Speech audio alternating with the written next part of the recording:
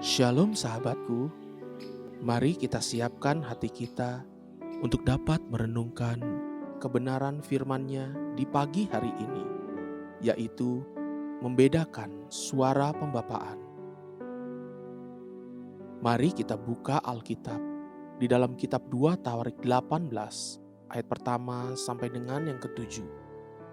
Ketika Yosafat kaya dan sangat terhormat, ia menjadi besan Ahab. Beberapa tahun kemudian, pergilah ia kepada Ahab di Samaria. Ahab menyembelih banyak kambing domba dan lembu sapi untuk dia dan rombongannya, dan mengajaknya untuk menyerang Ramot Gilead. Berkatalah Ahab, raja Israel, kepada Yosafat, raja Yehuda, "Maukah engkau pergi ke Ramot Gilead bersama-sama aku?" Jawabnya kepadanya, "Kita sama-sama, aku dan engkau, rakyatmu dan rakyatku. Aku akan bersama-sama engkau di dalam perang." Tetapi Yosafat berkata kepada raja Israel, "Baiklah, tanyakan dahulu firman Tuhan." Lalu raja Israel mengumpulkan para nabi, 400 orang banyaknya. Kemudian bertanyalah ia kepada mereka, "Apakah kami boleh pergi berperang melawan Ramot Gilead, atau aku membatalkannya?" Jawab mereka, "Majulah, Allah akan menyerahkannya ke dalam tangan raja." Tetapi Yosafat bertanya, "Tidak adakah lagi di sini seorang nabi Tuhan, supaya dengan perantaraannya kita dapat meminta petunjuk?"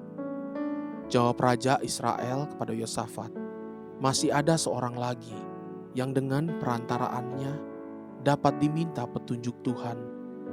Tetapi aku membenci dia, sebab tidak pernah ia menubuatkan yang baik tentang aku, melainkan selalu malapetaka. Orang itu ialah Mika bin Yimla." Kata Yosafat, "Janganlah raja berkata demikian." Pesan firman Tuhan pagi ini akan terutama bermanfaat bagi orang-orang percaya yang sudah mengenal Kristus sebagai Tuhan. Kita sudah terbiasa mendengar firman Tuhan dari rumah-rumah ibadah, bergaul dengan orang-orang seiman, dan kita juga punya waktu-waktu khusus untuk berdoa. Sekalipun demikian, sekalipun kita terlihat sudah seakan sangat rohani, namun apabila pengenalan kita akan Tuhan tidak bertumbuh, maka mudah sekali untuk menciptakan celah bagi kejatuhan anak-anak Tuhan.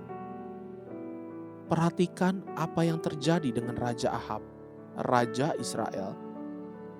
Ketika diminta oleh Yosafat besannya untuk meminta petunjuk terlebih dahulu kepada Tuhan, Ahab langsung dapat mengumpulkan 400 nabi-nabi untuk memberinya nasihat. Namun demikian, sekalipun 400 nabi-nabi tersebut sudah berbicara dengan satu suara, satu nubuatan, yang semuanya saling meneguhkan satu sama lain. Namun, coba perhatikan respon Yosafat. 2 Tawarik 18 ayat yang ke-6.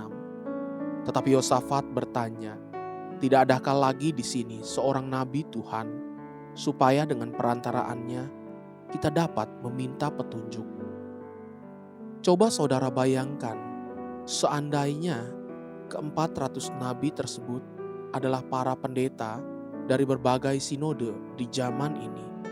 Semua tiba-tiba sepakat bicara satu nubuatan, satu kata sepakat.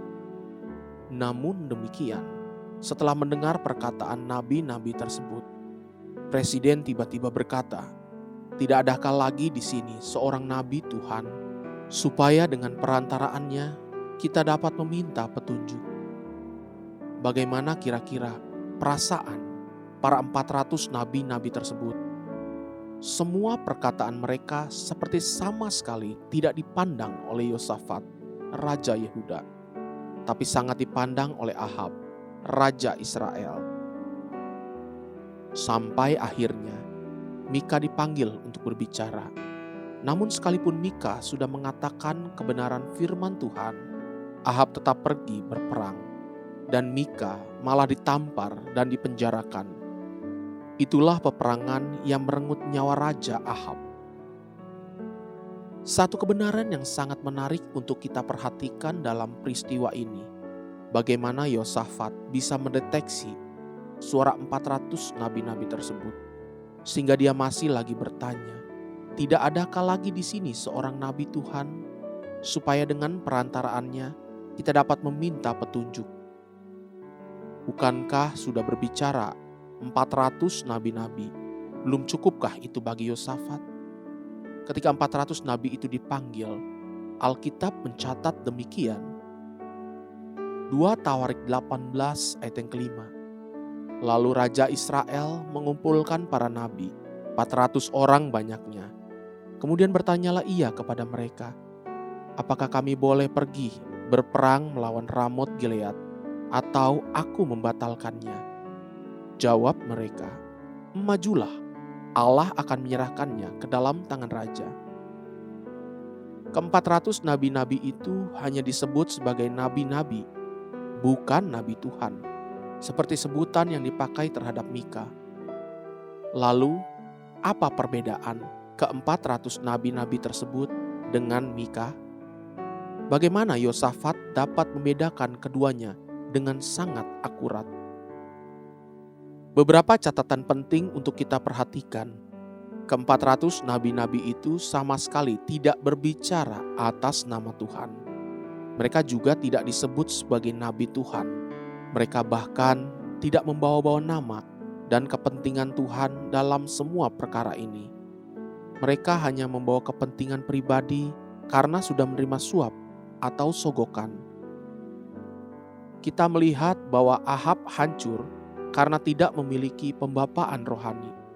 Dan yang ada padanya, ke-400 nabi-nabi itu bukanlah pembapaan rohani, namun sekedar agamawi untuk membenarkan diri, melegitimasikan sebuah perbuatan.